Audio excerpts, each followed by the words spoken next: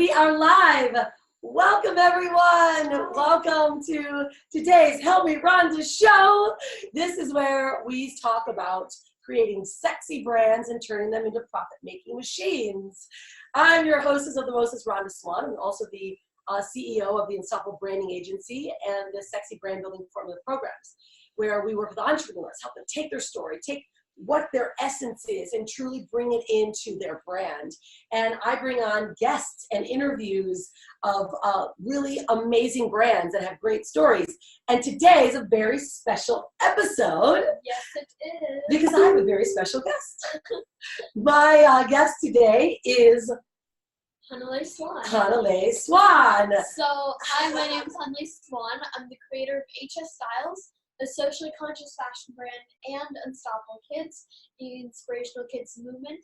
I'm a fashion designer, artist, author, and international speaker, and I am going to change the world. Boom! All right. Well, I love that. Obviously, you know anything about the work that I do. She's well practiced, right? But it's so cool. All right. So this was Hanalei. Obviously, I'm your mom. But are you open to us really digging in and asking a lot of questions about you building your business, that experience of you traveling? There's a lot of people that want to know, and I'm excited to really share this. So you introduce yourself. You're a fashion designer, right? Yeah, I create clothing for incredible women who want to feel empowered and who want to feel different and stand out. And so, yeah, I'm super excited to talk a little more about this, and you've especially helped me out. Like, you're my mom. You've helped me with almost everything by being able to build my brand. You not knowing anything about fashion, me only knowing the creative side, and us working together. And so I'm super excited to talk a little bit more about this. Yeah, me too. Okay, so for those of you guys who are here and you're watching the live stream, awesome. I'm going to be taking questions. We've got a lot of questions from people in advance. If you're obviously watching the podcast, make sure you join us live. We come here every Wednesday at 10 o'clock Eastern Standard Time, and I film all of these shows live. Please, again, those of you that know someone that either a conscious family or that wants to learn more about the story, share this, please, with everyone, because the more, I think you're going to be blown away, actually. You're going to be blown away with what we're going to talk about today. And this is kind of the first time that we've really had a real open conversation other than people just watching what our family has done. So I'm going to start off with a couple questions that already come in, and I want you to just, be yourself and share, because I think the world deserves to understand how you've grown up. So you've been traveling since you were 1 year old. Yes. Right? What do you remember about travel? Is there anything about our traveling experiences that you really remember the most? Yeah. So people always said, you're never going to remember. You're taking her around the world. She'll never remember stuff. So ever since I was 1 year old, you guys have started traveling with me, and I've been to 48 plus countries and 6 continents, soon to be 7. And one thing that I always have remembered about travel is people. In my memory and in my soul, I've always connected with people around the world. When we were leaving America to go travel, people would always say, your kid will never have friends. She'll never have people she can talk to. They'll never be able to speak the same language. And we might not be able to speak the same language, but there was this connection. It was the human connection. You don't have to be the same race. You don't have to speak the same language. But being a human combines us together. And that's something that you really remembered the most is about the travel piece, is really the people, yeah? And I really remember being able to hang out and, of course, I'm still a kid. Even though I've grown up and even though I have my own fashion brand, I'm still a kid. I remember I would play in the dirt and we would play at the beach and we would So people say this, so you brought this up, so I want to bring this up because we can have this conversation, is others do ask, so you've got this fashion brand, you're speaking all over the world, are you a kid still? What does that question mean to you? What do you do as a kid to be a kid? Literally yesterday, I was just hanging out with my friends and we went to a trampoline park. I'm still a kid. I feel like a kid and age is just a construct. I feel like we're all inside a kid, an adult, an elder, all that type of stuff. We're just being able to label ourselves based on our age. Mm-hmm. To be a kid, you don't have to be my age. You can have fun. You can do whatever. Just have fun for the joy of it. So you're saying that adults really, we lose a lot of that, right? Yeah, we lose our kid inside of ourselves. But you every day, you do daily things that keep you as a kid. Yeah. You know, like, so why don't let's kind of dive into it. I want to get more into this because that's a big question, right? And yeah, Hanaleis very well spoken, right? She's been on stages since she was 6 weeks old with me on stages and speaking to world leaders recently. Yeah. But would you share, let's start with there. Do you remember the moment that you decided that you were going to be a fashion designer? Do you actually remember that moment? Yeah. I remember when I was about 7 or 8 years old, we were on the beach and we were walking and you came up to me and you're like, Hanalei, what do you want to be now? And of course that caught me off guard because I'm like, wait, what? And we started talking and we really started like, you can do something. And so I feel like I've always loved fashion. I've always loved creating. Well, actually, I didn't know what fashion was until I finally started looking into it. And so when I got asked, what do I want to be now? It was able to change my perspective on what I could truly be and do now. And it's funny to think about it because permission is such a big thing that we need, but we can never get. What is that? What do you mean by that, permission, essentially? We seek permission. We seek the permission of others. We feel like, especially as kids, permission is everything. You have to ask to go to the bathroom. Right. You have to ask to get food. Okay, so you're saying, I'm gonna interrupt you just because I want to get into this. So you're saying like when we asked you, what do you want to be now, instead of, which is the normal question, right? Most kids are hearing, what do you want to be when you grow up? Yeah. You feel that Dad and I, by asking you that, gave you actual permission to choose what you wanted. Yeah. Right? And I think because a lot of families, they're expecting kids answer questions because it's what they think that their parents want to hear. Do you think that's true? I feel like we're always trying to please. We're always trying, as kids, we want to please them. Because we want to be able to have fun. We want to be able to do all these things. And if we're doing something bad, we're not going to be able to get that. And so I feel like we're always trying to say, like, when people ask us, what do you want to be when you grow up? We're like, oh, maybe something suitable. Maybe a doctor. That's something that my parents were like. Right. So you say what the parents think, and in reality, you as a kid, you're like, you have so many ideas. Yeah, maybe if you don't want to be a doctor and you want to be an astronaut or a dancer or something like that. And some example that I always use is we're all born with a spark. We're all born with that spark inside of us that is able to light up, that shines, and it's our passion. For you, it would be helping people. Branding, do all these things. For me, it's art, it's fashion. And as a kid, that spark is so big since we're able to create, we're able to try new things. But as we grow up, that spark dims. Why do you think spark dims? It dims because people are saying like, oh, you can't do that. You don't have enough money to do that. You're not smart enough. It's saying it's like not responsible. Like growing up, you start to become too responsible. Yes, and you're not able to take risks. Yes. You're thinking about how can I please others. Instead, you're not pleasing yourself. That's big, right? What do you guys think about that? That's a big, really big statement, especially hearing it from a young person, and she gives us perspective all the time. So you remember the moment when we said to you, what do you want to be now? And you're like, whoa, I want to be a fashion designer. Like, I want to be a fashion designer. So can you share more, like, what is actually, like, what became of that? Why did you say a fashion designer? Now what has become the mission of this brand, this company that you've created?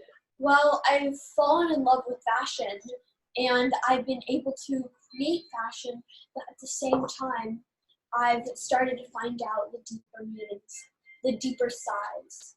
I remember the specific point when I was traveling. I was revisiting these beautiful beaches and these crystal clear waters. And one day I revisited that place, and it was a landfill. And so I've realized traveling and seeing these different places, and like me having my love for fashion and me saying I need to help the earth, I said, why don't I combine this? Why don't I make something together? And so I started finding out about Fast and So Fashion. We actually researched up until midnight, just looking at different things. And it was really sad, and it was really empowering at the same time, because it let me do something incredible. And really what it is fast fashion is the second largest contributor to waste on our planet, next to oil. It's crazy. It takes 750 gallons of water to create one single cotton t-shirt. And big companies like H&M, Zara, and Forever 21 are outsourcing to places like Bangladesh, China, and other regions in India to create cheap manufacturing, to use cheap fabrics, and to sell it at a higher price. Right. And so I feel like when I started finding out about this, I started seeing the bad in the world. I started seeing the bad, but I wanted in to fashion. So like you love fashion, you want to be a fashion designer, and then you realize like, whoa, fashion actually isn't a great industry. Yeah. Is that I wanted to bring the good in fashion. And so I remember we were in London Fashion Week. Yeah. And you could really see how people there, all they wanted to do was bring each other down. They wanted to push themselves up. They were fighting to try to gain that spotlight, when really we shouldn't be competing. Yeah. Because we're all doing the same industry. We're all working together. We're all doing something similar. Why don't we help each other? That's a big thing, right? So instead of I want to keep getting these questions because this is really great. If you don't mind me, continuing, because recently we turned down London Fashion Week and going to one of the biggest, commercialist expeditions of fashion, and it came down to you really seeing how the industry was, huh? So can you share with everyone more? So that's really been part of your mission, but let's go back a little bit, because I know everyone asked this, because everyone, may be thinking, how did you actually start this company? Like you're now running a 6-figure business. She's got 6 employees. I mean, there's a lot of things that you handle when it comes to the business side. How did you actually start it? Because I think everyone wants to know that. They're like, oh, Dad and I just gave you a bunch of money. Actually, tell the story of how it started. Well, what happened was you guys asked me, what do I want to be now? And I remember after that conversation, you did give me a bunch of money because I asked for $20. And I got $20 and I started buying this thread, needles, and fabric. And I started stitching by hand these little tiny keychains. And I sold enough to make $100. And that was enough money to make my first prototype. So I started it by investing. I started it by asking for my investors, my parents, and I just started creating. After I started creating that, I found an amazing team that could start making my first prototypes. We sold them. We started making more. And so it was really empowering to see that I was able to build this on my own with the help and support of my family. And so just how I started was creating these little keychains. And you don't have to go big. You don't have to create something that is incredible, is amazing. You don't have to create something that's super expensive. You can just start with these little things. Start selling them to your friends, selling them on the street, just find out how to make that money to start going bigger. Well, and a lot of it, we talk about this a lot. I mean, obviously with me building brands and working a branding agency, it's part of Hanaleis' DNA of understanding what is our biggest word we talk about. It starts with a V when it comes to giving back to people in your brand. Can you think of what that word is? V. What's the word? Value. Value, right? Yes. So the more value we can give others, then they realize, like, wow, if you tell a story behind what you're doing, and that's how it happened, wasn't it? Yeah. You were just selling stuff. I was saying, like, hey, this is going to help on my fashion. This is what I'm looking to do in the future. This is my big dream. And so they weren't buying the keychains just for the keychains. They were buying the message with it. And now one of my big things with fashion is my message. I want to empower women. I want to create eco-friendly fashion. And my message is I give back. So for every item I sell, I give back a school uniform to a child in India. Because the government stops paying for school uniforms at the age of 13, which increases a massive school dropout rate, teenage pregnancy, and child's workload. And so this piece, especially this piece I'm wearing right now, people are not buying this to buy it. It may look nice, but they're not just buying it to buy it. They're buying it because of what value it comes with it, what they're helping. They're not just buying clothing. They are helping a child in India get education. So let's talk about, this is a major thing, right? So this comes down to all these values. This is something that we've always talked about as we've traveled around the world. Hanalei has always been a minority, right? We've been minorities. We've been living in these places. So that's something we've always instilled in you and in our business, is that we always give back. And that's why part of, why her business has grown. It's not a business grows because, yeah, you're a good fashion designer, right? And you do cool stuff, but it's also because of the values that you hold. Now, you're a big activist, and I know this is a big question that people come out and they want to know, like, why does she talk about all these things? And she does the research. So share, like, how you've been able to take the fashion, your fashion brand and your business, and use it as a platform for, social activists. Like, what are the things you care about the most? It's because why I speak about these things is also I'm able to use my fashion as a platform. I have something that is talking about my messages. It's talking about eco-friendly fashion. Like, my fashion, I want to be able to create something so people can actually believe, they can actually feel, they can see what value fashion has. And so I use my fashion as a platform to be able to speak about this type of stuff. Because it's funny to think that no one is speaking out about fashion, the fashion industry, plastic, all this type of stuff, because they're too scared. It is coming down to us kids to actually reveal, actually speak, and actually believe in this type of stuff. So we are able to teach adults that are close-minded to actually think about what they wear, think about what they're doing. Kids are the future, and we need to speak up now. And so I believe in helping the earth. I believe in helping the world. And so by being able to, I can't do this alone. So being able to create a team, being able to create a tribe, people around the world, finding and listening to me and being able to share the same message, we can get out even farther. Than I could ever. And that's the thing, so it's always about sharing your message, right? We've always, encouraged you to speak your voice. That was something that we never took away from Hanalei. It was like, you have a voice. What do you feel? When we travel, we would always ask you, like, what do you want to do? Like, where do you want to travel? Like, how do you feel about this? And I think that's a really big piece, and I think that's a missing gap. Now, you speak, obviously, Hanalei, you speak very wise, okay? You speak very, very wise. But I think that people want to know, and they've asked us a lot, like, how do you actually relate to normal kids? Like, how do you relate to normal kids? I mean, does that even make sense? For me, I've always grown up with entrepreneurs. So I've always been at different events. I've been either speaking, listening, and I mainly grown up around adults mainly. And so I've grown up around people who are making a change. So that gave me the power to do something different. Like, if you want to be a change maker, hang around change makers.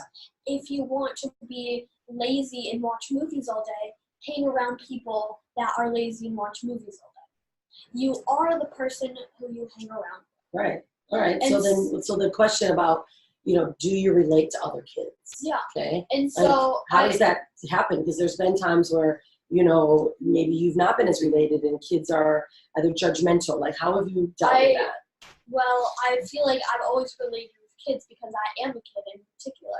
But I feel like I actually don't really know how to answer this question because I feel like, of course, I've related to kids because I am a kid, but I feel like I've related more with adults because they are doing something different. They have brands, and Emma will talk to them about that type of stuff. But with kids, I want to be able to inspire to do the same.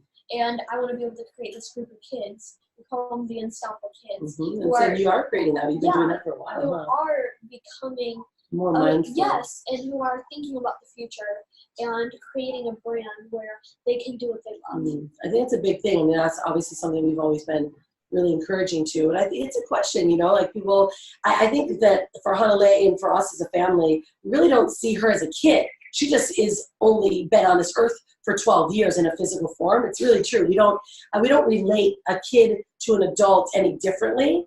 And we've never done that with Hanalei, so she has had her voice. Certainly there are other kids that are just, maybe the maturity level isn't quite there yet, and because they haven't been asked certain questions that she's been asked or given the permission to respond how she wants and thinks. So I think that has been a challenge though for you. In fact, some people have asked about bullying, right? It's a big topic. And, you know, share with what your experience has been, because there was a time when we didn't realize, it was a couple of years ago, all of a sudden you stopped doing video, you stopped doing art, you stopped talking about fashion, and you had just started this fashion journey. And, you know, a couple of years into it, and you stopped doing it. And you were hiding this. And this is important for everyone to know. Like, we've dealt with the same issues that others have dealt with. Would you share a bit about what kind of happened and how you handled that?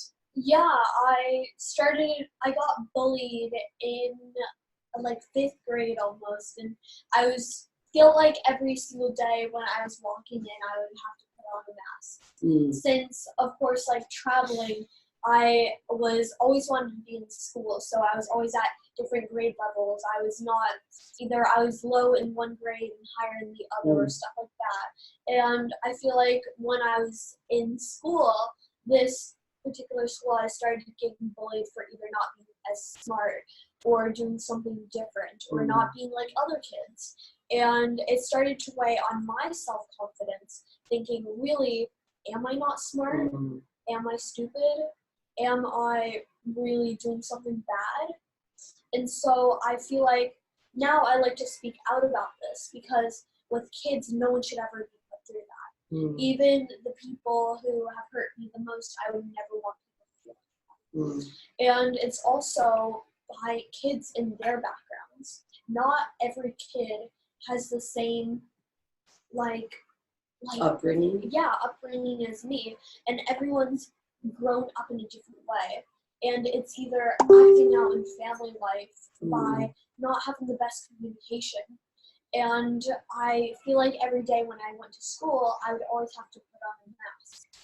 I would always have to say, like, I would have to laugh at jokes that people said about me. And so you were dumbing down. I remember you told us that. She was like, you had a breakdown. Yeah. And you're like, because we asked, what's going on? You know, you stopped talking about fashion, you stopped doing this. And you literally broke down to us and said that you've been, you know, really judged heavily in school. And this realization though that she had, and we've had to talk about this, that, you know, most people that come from that space, they may not have the support. And I think the people that were bullying you were maybe even didn't have the family support that you have, and that made them feel badly. Yeah. Is that how you've been able to understand why people react in certain ways, and how you were able to get through that? Because that was a really tough time. And it's a really big, it was a really big thing. And I think bullying's constant, right? It happens every day. In fact, even adults, we get bullied. We get bullied by people that are trying to force us to do something we don't want to do, or making fun of us. I mean, it's crazy to think now it's got a name, but we all are dealing with it. And what would you say to, let's say, a child that's watching this that is being bullied? Like, how would you tell them to handle that? I personally, in my experience, I held it down for a while by not telling anyone and putting on a mask and becoming that person that they were talking about. And so I feel I would, for anyone who's watching this who's going through that, I would say talk to someone. It may feel scary. You may not want to have your baggage put on them, but they can help you lift up a little more. And so I would definitely say share, talk. Communication is one of the big a biggest thing, and especially in our family, communication has been incredibly big by helping each other go through tough times, by helping each other when we're traveling. Bless you. Excuse me. And all that type of stuff. So mainly communication, speak to other people. Maybe talk to that bully and ask them, why are they doing this? I remember, because you had to confront. I remember that was a big thing. We said, say things like, look, this is not okay. You remember, like, you were telling us when you go to your, on the playground, and there's things that are being said, and to start actually taking a stand. So, friends don't talk to friends this way. This is not okay. And that wasn't easy, was it? And you had to confront it. And so others asked you about schooling. So Hanalei was in school all the way up until 2.5 years ago in school, since she's, all over traveling. She's been in different environments, so you've been able to adapt quite a bit. But then we decided to take her out of school, and it wasn't because of the bullying. It was actually because of the amount of time that she was being spent in schools. Now, we've got a different philosophy on schooling, right? We believe that, they are naturally driven to really dive into what it is that they want to learn. And how was that for you when you chose to go to homeschool and to get out of school? Like, how did you adapt to that? And what would you say between the schooling side of it and homeschool for you? I feel like now I'm loving learning, because I feel like school condemns you in a way where it's gone for a broad audience. Every kid is born in a different way. They each have a different like spark, and they have a different passion. And so school is going for just one area when there's a bunch of different kids. And so it makes you hate learning. It makes you learn in a way where you're not feeling happiest. And so when I got out of school and I started doing homeschool, I started loving learning again, because I was able to measure. I was able to do what I love. I was able to learn in a way that was making me happiest, and learn in a way that I was able to grow. And so now every single day I love being able to learn. Yeah, what is your process? So what is your process? What do you do every day? Every day I go to the studio and I check up on the dudes. I either see what's going on, seeing the new prototypes, and after I'll probably grab lunch, come back, and start going to my schoolwork for the next 2 hours or so. And I'll be able to measure, I'll be able to get all my schoolwork done. And then I have my creative time where I'm able to draw. I take classes on Skillshare, learning how to do figure drawing, learning how to have the body types and shapes. And so that's one thing that I'm really excited for, is expanding my drawing. Because fashion may be my platform, may be my business, but drawing is my main thing. Being an artist, being able to express myself creatively, I can't pronounce it right now, but being able to express my artistic way in anything. I could do fashion, but the next day I may want to do sculptures. Yeah, so things change. So things change a lot. And you have a mentor. So she does have a mentor that comes 3 times a week. You guys you go deeply into art, because that's one of her biggest, art. And then you do your schoolwork. You do Time for Learning, which is the online school platform that you use. And it sets her up for the year. So she just does their activities. This is the thing. Honestly, she studies more and is into more now that we've taken her out of school than she ever wanted to do in school. And also in school, I would go there for 6 or 7 hours a day, even more. And I would come back and I wouldn't remember what I learned, because I felt like I tuned out almost. It just wasn't in an interesting way. But now I can study for 2 hours, and I've learned so much more than I could ever have done in those 8 hours. Yeah. And so it's just about learning and what you love, and learning what you do. And just by doing a shorter period amount of time, you can expand so much more. Yeah, so we work on a lot about, really focusing on it's not about the amount of time you spend, it's actually about the, how you're performing in that time, right? It's the effectiveness, the efficiency of your time. I think we're all in jobs, 9-to-5 jobs. Everyone just is used to just putting the time in. You don't have to put that much time in if you're actually spending quality time on things that you really care and love. And also in jobs, there was a study done that was that, like, how the 9 to 5. So from 9 to 5, they only used a quarter of the hours actually being worked on. Yeah. The rest of it was just them sitting around because they already finished. And so from having 9 to 5, you're just being able to get a period of done. You can get so much done in a short period of time, and that extra time is just sitting around, not knowing what to do. Yeah, absolutely. Okay, so we're going to get some questions. I want to ask all of you, let's add some questions in the comments. But these are some that have come in.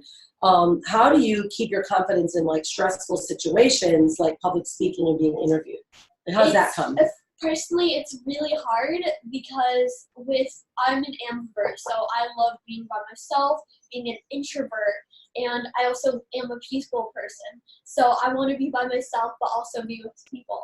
And so with me, I've learned to love public speaking. I used to be super afraid of it, but it's all about taking the chance. And so how I dealt with fear and how I learned to love public speaking is every time I go on stage, I almost have like this little mantra that I like say to myself. I say, I'm Hanalei Swan. I'm the creator of HS Styles. You are going to inspire so many people today. You have the power to inspire thousands upon millions of people with your message. Your message is greater than yourself. The people you are going to inspire is going to inspire so many more. If you inspire one person today, your job is done. And I have a couple more. It's a little long, but it's just having all of that. And it's about giving yourself that power. Not saying, oh, I'm going to be so bad. Oh, this is going to be really bad. Self-talk matters. Yeah, because you can predict the future. You can make your future. Your subconscious is the one that's actually, like your voice can be saying something, but your subconscious is the one going, no, I don't believe you, right? So you've got to really, truly be in that belief moment. Yeah. And so what I do is I just you have to find the passion. You have to be the way how you get the power to speak, to do something. You just have to do it. Yeah. And it just in the beginning, you were nervous. You got super nervous. Like you recall. I mean, I remember the one time you were getting ready to go speak. It was last year, I think, in Vegas. You were following Dr. John DeMartini. Remember that? Yeah. And you were nervous. Like we had to do our breathing. We did your anchor, right? I mean, so there's a lot of little things that you've done to get through that. But I think that I'm still nervous when I go on stage because I care about it so much. Yeah. You know? If you're not nervous, you don't care about what you're saying. Everyone gets nervous before stage, and it's just being able to find the power inside of yourself. And yeah, all right. Okay, so now let's ask another question here because it's a big one. It's about some of the business side of it, and this is a really great question. What do you think the difference is between being an 11-year-old, like she started her company at 8, but 8 years old is when you really started.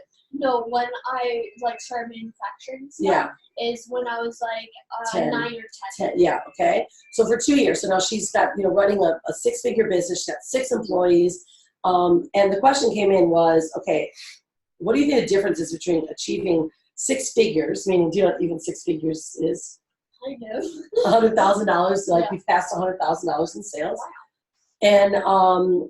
And what's the difference between being 11 or 12 having 6 figures or achieving it as an adult, maybe between 30 and 50 years old? What do you think is the difference? How does it feel for you at 11 as to a 30 to 50 year old? And why do you think maybe 30s to 50 year olds feel like it's so out of reach? Because we set too high of expectations. We, as an adult, we say that we are going to get $1 million in the next month or something super big. But as a kid, especially not knowing how big money actually is and being super excited just earning $5 from a little toy that you made. For me, you should get excited for every dollar you earn. Every little thing is contributing to your future. One thing that I love is that Vision, the creator of Mind Valley, what he would do is every day he would see how much food he could buy every day, just on that amount he made. he would start making 50 cents a day. But then he started making $1. He saw how big of a coffee he could get and how much bigger and bigger. And so that was buying his coffee, that was buying his stuff. And he would get so excited because, like, I have my job, but also I am able to get this extra coffee. I'm able to get this extra thing. And so it's getting excited for everything you earn. It's about gamifying it. By gamifying something, you are making it a challenge. You're making it, how much stuff can I get? What coffee can I get today? And so for me, I feel like what the difference is we're losing the fun of it. It's fun. We should make it a game. Well, because for you, does it really have to do with you making money when you sell something? It's not about making money. For me, it's the money comes with it, and I'm able to give back with it. My main thing is I want to be able to inspire. I want to be able to give back. And so personally for me, whenever I make money or something like that, I feel like I got a little off track. That's all right. No, it's good because this is, I think the point is that she doesn't have the concept of the money side of it. The fact that she has a flourishing business, and I think that's what happens to kids and adults, and why it's her business is flourishing is because she just focuses on what she loves, giving back, helping people, talking about it, keep growing. But as adults, we worry about the money, don't we? We worry about the transaction, what took place. And that's not even something you consider, you even think about, is it? Yeah. When people come to your studio, because now she does custom orders, they come to your studio, like, what do you love about it? I love about working people. I'm a people's person, so I want to be able to help people. My value and my give back is that joy I see in their eyes when they're so excited to have that piece come, when they're so excited to learn about fashion, because I've been working in it for 2 years and I'm still learning every single day, but I love when I see that joy. Yeah. And I feel like that's the best value I can. Yeah. So, I mean, as we always told her, we'll take care of the business side. You just keep sharing and growing. And of course, now we discussed this, like, you understand, like what was one of the biggest moments? Like, you made your first $1,600, and this was like just a year and a half ago. So January of 2018, right? January of 2018, she had a big show. She spoke. She had been creating her collection. She had been selling individual pieces. But that day, you made the most amount of money ever. Yeah. Like, talk about that day, and then what actually happened as an entrepreneur. One of my biggest failures, or not failure, one of my biggest learning moments. Okay, let's do that. When is that okay if I talk a little bit about this? How many questions do we have left? No, it's cool. We go for about an hour, about 60 minutes. We got about another 15, 20 minutes. So because I don't want you like cut or like. Yeah, no, that's good. And so I remember after making that money, I was walking around with my rupias, which was like $100. 100 rupiah was like $7, and I was walking around with this pile and just like waving it in my face and just like, oh my god, I made so much money! Like, oh my god, this is awesome. And I remember my mom sat me down and she sat next to me like this, and she just like grabs my money on my hands. I'm like, wait, what are you doing? Because you made $1,600 that year, right? Yeah. You grabbed the money out of my hands and gave me back like $300 or like $600. Yeah. And I'm like, wait, where's my other 1,000? What's going on? And my mom's like, started to count the money without saying anything. Just went, this is to salary, this is to fabric, this is to making it, this is to your time, and this is what you earned. And then having my $600 in my hand, I'm like, wait. She grabs that again and she says, this goes to your future, this goes to you, and this goes to this school uniforms. And me still like, what just happened, not knowing what's going on. And my money that I made, the $600, will now split up into 3. Because what we do is whenever we sell an item, we split it up into 3. So if we have a 50-50 profit margin, and what goes on is that other 50% gets split up into 3 categories, which is spending, saving, and giving. So with that $600 split up into 3 groups, we got $200 for each, which means that I could give about 20 school uniforms, which was incredible just for what I made, because a school uniform takes $10. Then I had $200 to go to my future for investing in either businesses or my own business, and then that other $200 so I could buy Froyo that night. And, her own personal spending. Yes. Because now she's getting also into cryptocurrency. Now Hanalei is becoming like one of the taking crypto transactions, right, for her clothing line. So it's like all these great things. But that was a big deal. So you learned about, what was the day? I said, let's talk about margin. Like now you're going to understand like profit margins, loss margins. And that's kind of like the way that you've learned in business, isn't it? And you're learning it by doing it on a consistent basis. So that's kind of how our philosophy has been, you know, is like letting her learn it as we grow, and having your studios allowed you to learn into that moment. So spending, saving, and giving, right? And okay, so now based on like, let's talk about your business, like every day, like what goes on at your studio. Like let's talk about, you know, you've got how many employees? I got 6 employees. Talk about what the studio environment is about so everyone understands it. It's the guys, all of that. So the studio is a place of creation. Whenever we go there, one of my main things is I want to be able to make the dudes, and we call them the dudes who work for us, the dudes, they create all the clothing. We have incredible pattern makers, incredible tailors, and all these different types of people. And they've come from where? Talk about that, because that's important for people to understand. Yeah. They came from Java, and they came from different places in Indonesia. And so these people coming all together, I want the studio to be a place of creation. So we have different creatives. And one of my main missions and one of my main things that I want to start doing is lifting people up. I love working with people more than I love working with myself. And so I want to be able to help I want to be able to help creatives create their fashion. Yeah. Help them create something that they love. And what's going to be happening is we're going to be opening up a boutique that is going to be called HS Conscious, and we're going to have different designers in Bali who are using eco-friendly fabrics, who are using sustainable materials, and who have ethical workplaces. And so one of my main things is that when we were in the UK for London Fashion Week, I saw that people were bringing each other down, trying to make them the best, and trying to stand out when no one was helping each other. And so, and so I want to be able to help each other.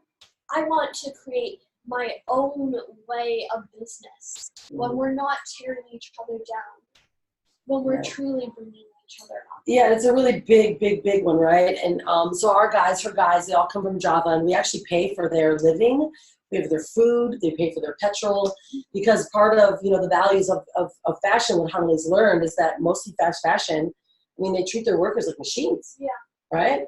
And some of the research that she's done and found that, they only are paid like 1% of the billions of dollars that are actually made. They're only their payment, the ones that actually physically make it, are paid less than 1%, and they're outsourcing. So what do? We keep everyone in-house, you know, work.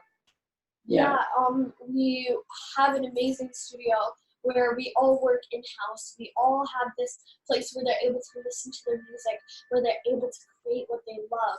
And so, like, in fast fashion, they have these incredibly large buildings that are not cared for, that have cracks, and thousands upon thousands of people die every single year just because people aren't monitoring the safety, monitoring. Not checking the safety in the buildings. Yeah. And so I don't want to treat my workers like machines. I'm going to make them be treated like humans.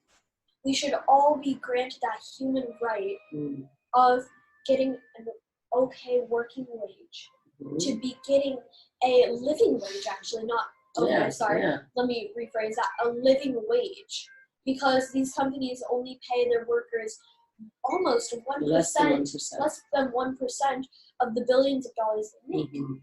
And so we pay for their petrol, we pay for their food, we pay for their families, and we pay for their salaries.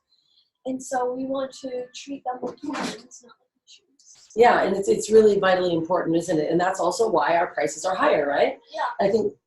Yeah, and the reason why is because we're paying for we're paying for their safety, we're paying for their salaries, we're paying for their happiness and their place where they work. And so it's not made by people who were forced into getting these jobs. They love it. And they work with you. It was made by happy people. Yeah.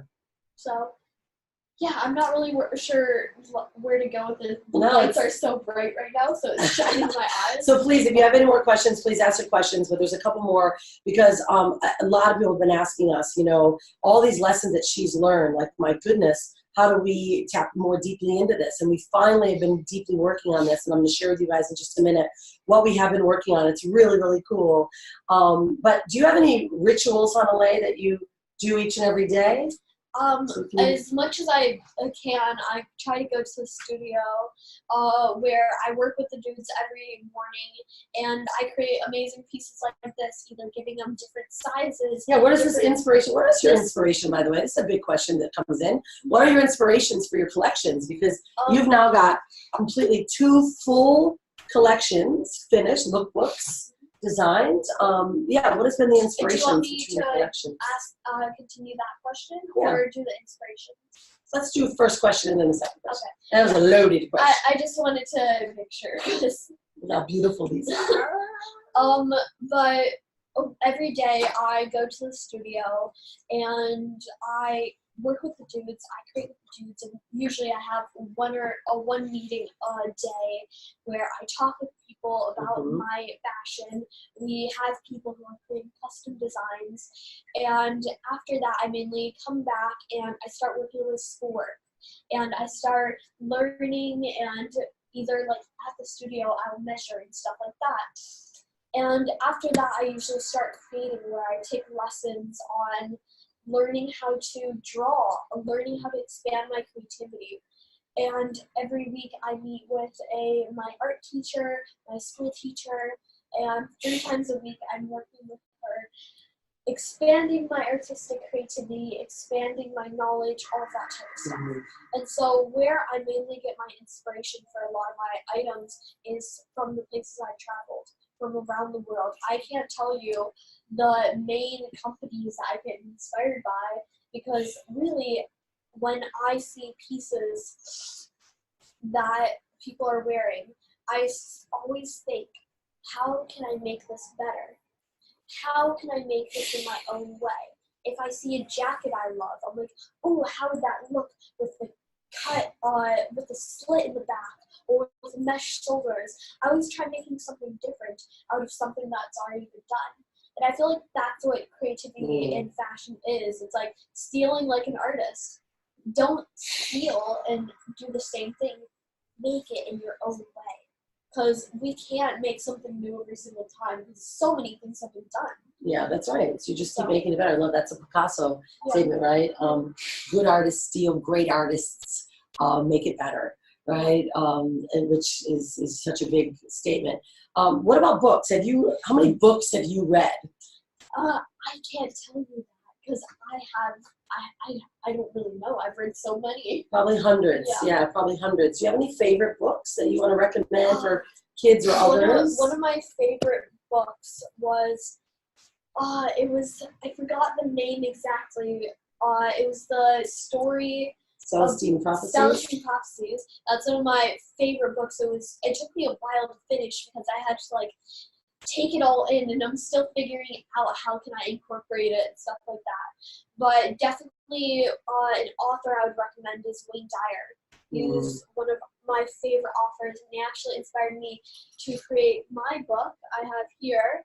Unstoppable Kids, inspired by his book, my book, How to Be and Raise an Unstoppable Kid, and his book, Be Unstoppable. And so I've read that book so many times. Let's talk about this book. Like, this is something that with this illustrations were. Yeah. Do you want me to finish saying my book recommendations, or do you want me just to start talking about it? See, this is real. This is real. Tween talk between the mom, because I interrupted her. Not really. I'm going off so many times. I just want to know exactly what I'm supposed to talk about. Yeah. It's a real show. Real family stuff. Yeah, I mean, we're talking about inspiration, but like, this is a killer book, you know, like you got inspired by Wayne Dyer. Did you have any more books that you did want to share those? Yeah, mainly Wayne Dyer, and I have some books that I'm just about to start reading. It's Siddhartha. I'm super excited to read that one. Actually, in my history lessons, in my schooling program, we talked a little bit about Siddhartha, which was pretty cool. But I'm really excited to see the philosophies and see how I'm just excited. So something that my mom has been recommending is Siddhartha, and I cannot wait to start. It's a cool story. It's really good for kids to listen to, and she listens to a lot of books, right? And you love Harry Potter. Oh my god. Gosh. I have my Harry Potter book next to me right now, and I'm about to read that right after. But yeah, let's talk a little bit let's talk about this book, because this is cool. Yeah. So Unstoppable Kids, it was illustrated all by me, and our designer was able to digify it and make it all digital. Yeah, shout out to Jazz, he's the best. And so all these different pieces, it talks about life lessons, and mainly the first start is finding your passion and finding your happiness, and what does it mean to be an unstoppable kid? Talking about different scenarios in life, and being mindful versus being mindful. But then in the back, it starts to get into business stuff. Pitching to your clients, being able to start cost, being able to learn all these type of stuff to be able to do what you love every single day. You have to be able to create. And but inside, let's talk about this deeper. Like, there's a lot of philosophies of things that you've learned. Like, there's exercises, and where this book has come from, because a lot of people have asked about it, and it's going to be, we're making it available now. We're actually getting ready it's ready to launch. In fact, if you want to get a copy, we're doing this today. You can get a special copy of this book, because we've got some negotiations right now with Mind Valley, with I Trust You movement. Hanalei Swan launching it through there, publishing through Hay House. So there's a lot of really neat things that are going on. But some in here, what was some of the main ones? We were doing this program during our events, or you have your Unstoppable Kids events or mine events. Whenever my mom would host her events, the parents would always bring their kids, and I would host my mini event in her own event. And so we would start talking about these type of things, like finding your passion, stuff that I've learned and stuff that I have grown up with and learned about. And so by being able to inspire kids and teach them, like, finding your passion, me setting an example for kids my age to show that they can actually do something incredible. And some of the main things is you get what you give, being mindful versus being mindful, and all these different things. Having that voice in your head. What's the happy? Oh, here it is. This one. The Happy Bucket. She was little. We did this Happy Bucket challenge. We were like 6, and it was about spreading happiness, right? And seeing. And this is like one of the lessons in here. And this is something you did in our events with these other kids that were coming. And it was like, you could see the way the kids, their minds started opening, just the way that you give happiness to others and see how it feels. Yeah. And these are things that you've been learning since you were very young, right? Yeah. And so you've created this as a workbook. It's like a little tutorial on a little bit inside my life and how you guys can learn a little bit about your passion, learn a little bit about business, and inspiring kids to create and do something different, because we all have the power inside of us to create something incredible. Yeah, it's really, really fun and cool. So, yes, people are asking, is the book available? Yes. Okay. And look at this. Is so fun. It's illustrated. Jez and his team actually took, that's me. And then there's Hanalei in there. Like, it's really funny. Amazing. And we're going to continue to do some upgrades in the book. We have a contract in here, and social media contract with families, because it's always a big question about social media. Okay, so this is the thing. We are doing something really special right now because the Unstoppable Family, we have been putting together our Unstoppable Family's Conscious Guide to Conscious Parent, or Guide to Conscious Parenting, and then the How to Be and Raise an Unstoppable Kid. And we've actually put together a program.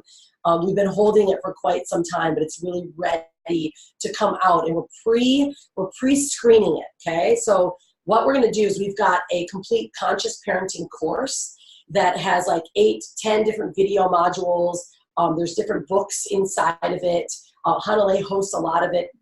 Brian and I host several of the videos along with the books. You get the digital book that's downloadable, and an access to get the physical side of the book. Now, we're only doing this right now to the beginning because we're getting ready to launch it really big with some big other collaborations. So because people have asked so much, we want to give you guys access to it, to get this version, to get right now what's inside of the current conscious parenting program.